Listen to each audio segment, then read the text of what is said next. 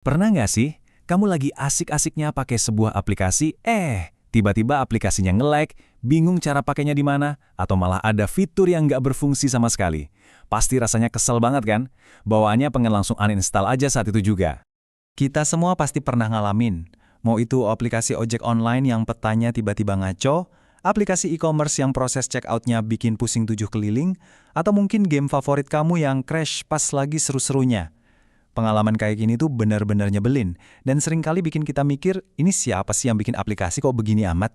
Nah, disinilah kesalahpahaman terbesarnya. Kita sering banget langsung nyalahin programmer atau kodenya. Padahal akar masalahnya seringkali jauh lebih dalam dari itu. Ini bukan soal coding yang salah, tapi soal rencana yang dari awal memang sudah berantakan atau bahkan nggak ada sama sekali. Bayangin aja mau bangun gedung megah, tapi nggak pakai cetak biru arsitek. Hasilnya pasti kacau balau. Oke, di tengah-tengah jurang antara ide yang brilian dan produk digital yang gagal total, sebetulnya ada satu peran kunci yang seringkali nggak kelihatan. Merekalah yang bertugas mengubah semua kekacauan ini menjadi sebuah kejelasan. Kenalan dulu yuk sama analis sistem. Anggap aja mereka ini arsiteknya dunia digital. Sebelum para developer mulai membangun, arsitek inilah yang merancang fondasi, struktur, dan semua alurnya. Mereka menerjemahkan bahasa dewa para pebisnis menjadi spesifikasi teknis yang jelas dan bisa dimengerti developer. Mereka lah pahlawan tanpa tanda jasa yang mencegah bencana digital sebelum terjadi. Jadi apa sih sebenarnya senjata utama atau kekuatan super dari seorang analis sistem? Jawabannya ada di satu proses yang fundamental banget. Peran analis sistem ini udah berevolusi drastis loh. Coba deh lihat tabel ini. Dulu di zaman tradisional, fokus mereka tuh kaku banget. Cuma bikin dokumentasi teknis, ngobrolnya ya cuma sama tim IT. Tapi coba geser ke kolom modern, wah perannya beda banget. Mereka sekarang jadi pemain strategis yang proaktif, bukan lagi cuma jadi pemadam kebakaran yang baru bergerak kalau ada masalah. Nah, inilah kekuatan super itu. Rekayasa kebutuhan atau requirements engineering. Ini adalah jantung dari semua pekerjaan mereka. Kalau gagal di tahap ini, itu sama aja kayak kamu bikin aplikasi ride sharing tapi lupa ada fitur buat nentuin titik jemput. Biayanya pasti bengkak, rilisnya telat, dan yang paling parah, produknya nggak akan ada yang pakai. Gagal total. Tentunya, buat melakukan rekayasa kebutuhan ini, seorang analis nggak bisa cuma modal asumsi atau tebak-tebakan. Mereka punya serangkaian peralatan atau teknik khusus buat menggali informasi dari berbagai sumber. Proses ini disebut seni elisitasi, yaitu seni untuk mengungkap kebutuhan yang tersembunyi. Caranya macam-macam. Bisa lewat wawancara langsung atau bahkan melakukan observasi. Karena seringkali apa yang orang katakan itu beda jauh sama apa yang sebenarnya mereka lakukan.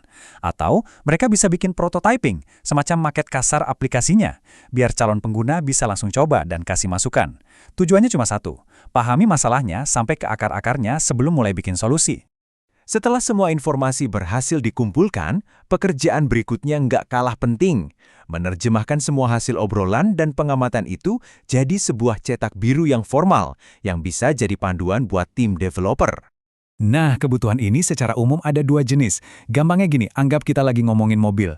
Kebutuhan fungsional itu adalah apa yang bisa dilakukan mobil itu. Bisa maju, bisa belok, bisa ngerem, simpel kan? Nah, kalau kebutuhan non-fungsional itu soal seberapa baik dia melakukannya. Seberapa cepat akselerasinya, seberapa aman sistem pengeremannya, seberapa irit bensinnya. Dua-duanya ini sama-sama penting loh. Dan semua kebutuhan ini nggak dicampur aduk jadi satu dokumen gado-gado. Coba lihat tabel ini. Ada 3 surat yang beda, untuk audiens yang beda. Ada BRD, ini buat para bos besar. Bahasanya fokus ke tujuan bisnis dan pastinya, uang. Lalu ada FRD, buat manajer produk. Fokusnya ke fitur-fitur. Dan terakhir, SRS. Nah, ini kitab sucinya para developer. Isinya teknis banget. Seorang analis sistem harus bisa jadi bunglon, bicara pakai 3 bahasa ini. Tapi, tulisan aja nggak cukup. Arsitek butuh gambar kan? Analis sistem juga sama. Mereka pakai DFD buat menggambar peta aliran data, mirip kayak peta sistem peredaran darah dalam tubuh. Mereka pakai IRD buat merancang kerangka database-nya. Dan ada juga UML, ini semacam bahasa gambar universal buat software. Ini beneran pekerjaan seorang arsitek digital sejati. Kalau dari tadi kita udah banyak ngomongin soal teknis, sekarang kita masuk ke sisi yang mungkin justru jadi tantangan terbesar dari pekerjaan seorang analis, sisi manusianya. Kutipan ini bener-bener kena banget. Secanggih apapun teknologinya, sebagus apapun rencananya, kalau komunikasi antar manusianya berantakan, ya sudah, proyeknya pasti bakal gagal. Nah, analis sistem ini perannya seperti lem perekat yang memastikan semua pihak bisa berkomunikasi dengan baik. Dan ini salah satu alat bantu mereka yang paling simpel tapi ampuh banget. Namanya Power Interest Grid. Ini gunanya buat memetakan semua orang yang terlibat dalam proyek. Contohnya, CEO perusahaan pasti ada di kotak kiri atas. Kekuasaannya tinggi, minatnya juga tinggi. Dia butuh diupdate terus. Tapi gimana dengan kepala departemen legal? Mungkin dia di kanan atas. Kekuasaannya tinggi, tapi minatnya rendah. Tugas analis adalah memastikan kebutuhannya terpenuhi supaya dia nggak menghambat proyek. Ini udah kayak main diplomasi digital. Pada akhirnya, seorang analis sistem itu adalah agen perubahan. Merekalah yang jadi penengah antara tim bisnis dan tim teknologi yang menegosiasikan prioritas dan yang paling penting, membantu para pengguna mengatasi rasa enggan atau takut terhadap sistem baru. Karena sistem yang canggih secara teknis tapi nggak ada yang mau pakai, itu sama saja dengan kegagalan kan? Oke, jadi setelah kita lihat semua kerumitan pekerjaannya, kenapa sih peran ini sepenting itu buat kesuksesan kita di dunia digital sekarang? Jawabannya, ujung-ujungnya uang. Analisis yang matang di awal itu secara langsung bisa menekan biaya proyek, karena nggak ada lagi tuh drama bongkar pasang fitur di tengah jalan. Terus, adopsi pengguna jadi meningkat karena produknya memang beneran menjawab kebutuhan mereka. Dan yang terakhir, fondasi sistem yang kokoh bikin inovasi di masa depan jadi jauh lebih cepat dan murah. Dan dengerin ini fakta yang lumayan gila. Lebih dari 50% biaya sebuah software itu bukan pas pembuatannya loh, tapi justru selama masa pemeliharaannya. Artinya apa? Investasi waktu dan tenaga di awal untuk merancang dengan benar itu bakal menghemat lebih dari separuh total biaya seumur hidup produk itu. Ini bukan pengeluaran, tapi investasi paling cerdas.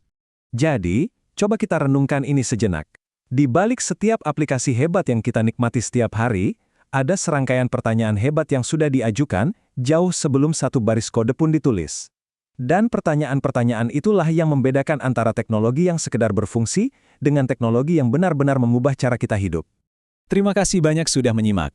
Jadi, lain kali kamu pakai aplikasi yang rasanya klik banget dan gampang dipakai, ingatlah, ada seorang analis sistem di baliknya. Kalau kamu suka dengan pembahasan mendalam seperti ini, jangan lupa klik subscribe ya, biar kita bisa terus bedah jeroan teknologi lainnya bareng-bareng. Sampai jumpa di pembahasan berikutnya.